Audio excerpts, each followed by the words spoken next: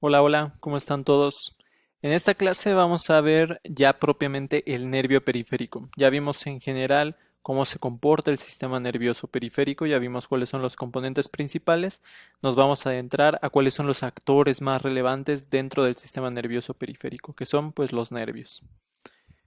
Los nervios periféricos en realidad son un conjunto de axones que están todos unidos uno a uno, uno a uno, como si fuera una de estas bolsas de espagueti que tienen pues todos los espaguetis adentro. Bueno, lo mismo el nervio periférico. Entonces vamos a tener múltiples axones y cada uno de estos axones va a tener unas características y cómo se conjuntan estos axones va a tener otras características que iremos viendo. ¿Cuántos axones hay por cada nervio? Bueno, variarán muchísimo con respecto al nervio que nos estemos o del que estemos hablando. Por ejemplo, pensar en el nervio ciático tiene muchísimos axones, pero hay otros que obviamente son mucho más pequeños. Lo más interno que tenemos entonces es el axón y alrededor del axón está esto que ya lo conocen ustedes bien, que es la célula de Schwann. La célula de Schwann se va a encargar de mielinizar aquellos axones que sean mielínicos y los que no son mielínicos van a estar cerca de las células de Schwann. De hecho, las células de Schwann van a tener como igual como unas capitas que los van a rodear, pero no los van a rodear completamente. Es decir, están un tanto como separaditos. No importa eso, sino que existen las células de Schwann que están rodeando a los axones, particularmente a los mielinizados, y bueno, aquí encontramos en morada una. Después de la célula de Schwann tenemos a la lámina basal y por encima de la lámina basal tenemos al endoneuro. El endoneuro, también llamado endoneurio, es una capa de tejido. Esta capa de tejido contiene el líquido endoneural, contiene colágeno, contiene fibroblastos y macrófagos. ¿Para qué nos sirve esta capa de tejido? Bueno, en buena medida esta capa de tejido nos va a servir para proteger al axón. ¿Sí? Y vamos a tener distintas capas que van a ir protegiendo al axón, al conjunto de axones y al nervio en sí. Vamos viéndolos.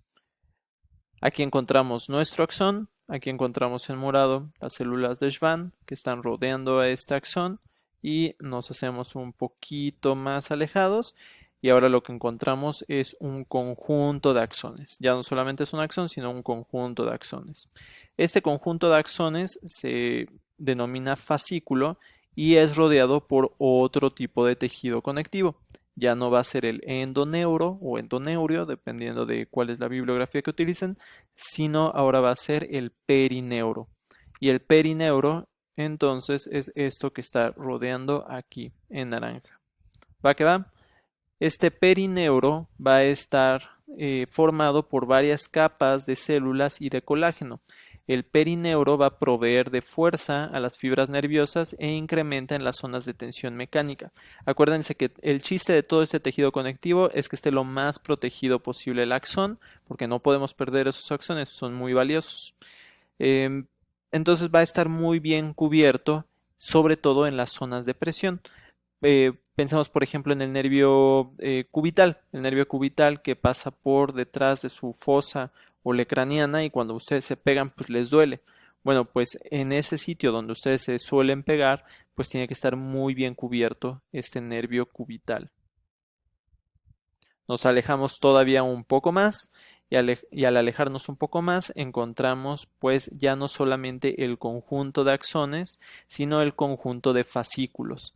Vean, aquí encontramos el axón, después aquí el fascículo y después aquí un conjunto de fascículos. El conjunto de fascículos a su vez va a estar rodeado por otro tejido que se llama epineuro. El epineuro está formado por tejido conectivo, por tejido adiposo y sostiene a los nervios en los tejidos circundantes. Es decir, los nervios no están flotando de aquí para allá, sino que están bien sostenidos a las estructuras que están al lado de ellos.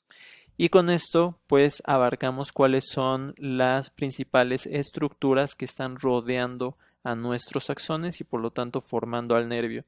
Esto es clínicamente relevante, puesto que se dañan estas estructuras en algunos casos de neuropatías periféricas y bueno, es relevante clínicamente conocer esto. Aquí vemos un resumen, axón, nuestra célula de Schwann, nuestra lámina basal, el endoneuro, aquí rodeando todo esto, el conjunto de fascículos, el perineuro, y aquí encontramos el perineuro. Aquí nos agregan una división más, que es el grupo de fascículos, no importa tanto esto, sino que ya el conjunto de todos los fascículos rodeados por epineuro nos van a dar nuestro nervio periférico. Y vean algo muy interesante, aquí hay vasos sanguíneos, obviamente tenemos que nutrir de oxígeno y de distintos macronutrientes y micronutrientes a nuestros nervios, de tal manera que vamos a tener pues todo un sistema sanguíneo que se va a encargar de irrigar a nuestros nervios. A estos vasos sanguíneos nosotros los conocemos como vasa nervorum, en latín los vasos de los nervios, no tiene mucha ciencia. Comencemos a ver algunas cuestiones importantes clínicamente. Por ejemplo, ¿qué pasa cuando se lesiona un nervio? Por lo que ustedes quieran, por una fractura, por un acuchillamiento, no lo sé, por un navajazo. Bueno, lo que sucede cuando se lesiona un nervio es lo que podemos observar aquí. Vean, aquí encontramos a nuestro nervio ahora en moradito y las células de Schwann ahora en amarillo. Y aquí fue justamente donde se lesionó este nervio. Aquí dice sitio de lesión de nervio. Y encontramos una discontinuidad en el nervio. Vean cómo el nervio venía por aquí y aquí se destruye y ya no tenemos nervio para acá. Esto sería entonces el extremo proximal y esto sería el extremo distal. Este está más cerquita de la médula espinal, por así decirlo, de este lado, y este estaría más lejos de la médula espinal. Y pues, ¿qué es lo que encontramos? Lo que encontramos es todo este sitio de lesión. Este sitio de lesión va a generar que se fragmente el axón que está distal al sitio de lesión, es decir, aquel axón que ya no está recibiendo nutrientes y todas estas cuestiones provenientes del cuerpo celular. Es más, para que quede más claro, hay que dibujarlo. Si tenemos nuestro cuerpo celular en la médula espinal y después tenemos un axón largo, largo, largo, largo, y aquí se lesiona el axón que queda posteriormente, esto se destruye. ¿Por qué? Porque no está conectado propiamente al cuerpo celular y por lo tanto no hay forma de que sobreviva. Bueno, esta parte de aquí que se va a destruir, a esto le llamamos degeneración valeriana, con W, degeneración valeriana o waleriana. Bueno, esta parte se destruye, ya la perdemos, no tenemos nada que hacer con esta parte. Ahora vamos a ver qué sucede con esta otra parte de acá. El axón que es proximal al sitio de lesión sí sobrevive. Y lo que empieza a pasar es una serie de cambios donde los neurilemocitos, donde las células de Schwann son muy importantes. ¿Por qué? Los neurilemocitos van a empezar a formar sus capitas de tal manera que empiezan a rodear a lo que queda del axón, van trazando como un caminito y este caminito es sumamente relevante porque este caminito le va a permitir a los brotes axónicos dirigirse hacia el sitio que se tienen que dirigir. Imaginemos que se lesionó acá, bueno, pues nuestro axón nuevo, vamos a cambiar el color de la pluma, nuestro axón nuevo empezaría a crecer de aquí, se saltaría obviamente el sitio de lesión y tendría que llegar hacia el mismo sitio que llevaba el axón que ya está lesionado, que son estos brotes que encontramos acá. De tal manera que obviamente podemos entonces inferir que el axón crece y crece de hecho bastante rápido, crece más o menos 3 milímetros al día como velocidad máxima. Empieza a crecer el axón buscando el sitio que estaba inervando originalmente. Si nosotros conservamos nuestro tejido, si nosotros conservamos nuestro endoneuro, si nosotros conservamos nuestra lámina basal, nuestra célula de Schwann, va a ser mucho más sencillo que el axón vuelva a recrecer exactamente en el mismo camino, no se pierda y por lo tanto recuperemos la función. Pero seguramente ustedes se habrán dado cuenta o habrán visto en las noticias que hay muchas lesiones de tipo nervioso que no se recuperan. ¿Por qué no se recuperan estas lesiones de tipo nervioso? Porque está tan destruido esto que el axón empieza a crecer y se pierde. Y aquel axón que empieza a crecer y se pierde, pues se destruye generalmente y en el peor de los casos empieza a crecer y empieza a volverse o formar una pelotita que se llama neuroma y es terrible la formación de estas pelotitas, de estos neuromas, porque a veces producen un dolor muy fuerte.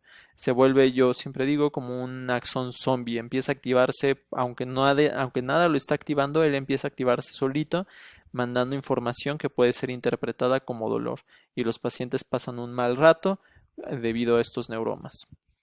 Bueno, pero en el mejor de los escenarios lo que tenemos es que vean, el axón vuelve a crecer.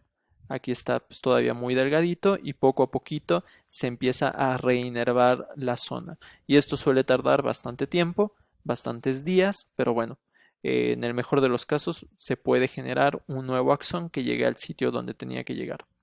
¿Qué pasa si el nervio está tan lesionado, está tan terriblemente lesionado que simplemente no podamos encontrar o no podamos tener una manera de que solito el axón encuentre su camino?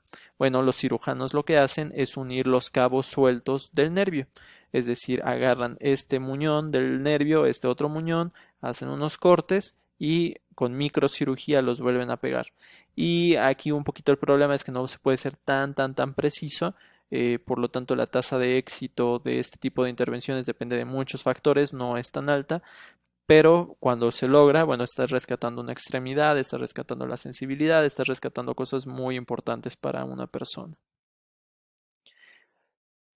Se pueden lesionar nuestros nervios en distinto grado. Por ejemplo, aquí encontramos un nervio normal, aquí encontramos un nervio con lesión, clasificación de Sunderland tipo 1, que en realidad no se lesiona nada. Hagan de cuenta que se apachurra el nervio, pero no se destruye nada, pero el nervio queda así como medio atontado y no permite transmitir bien la información.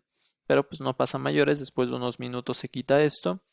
Después encontramos de forma progresiva distintos tipos de lesiones. Aquí donde se está lesionando solamente el axón, pero vean cómo queda todo lo demás. Pues esto está muy sencillo. Como sigue completamente el caminito, pues sigue creciendo la fibra nerviosa y no pasa absolutamente nada o pasa muy poco. Pero si además interviene el endoneuro, bueno, pues ya es una lesión de grado 3. Si es el endoneuro y el perineuro, es una lesión de tipo 4. Y si es el endoneuro, perineuro y epineuro, es decir, todo esto es una lesión de tipo 5 y solamente puede ser tratada mediante intervención quirúrgica. Y párenle de contar.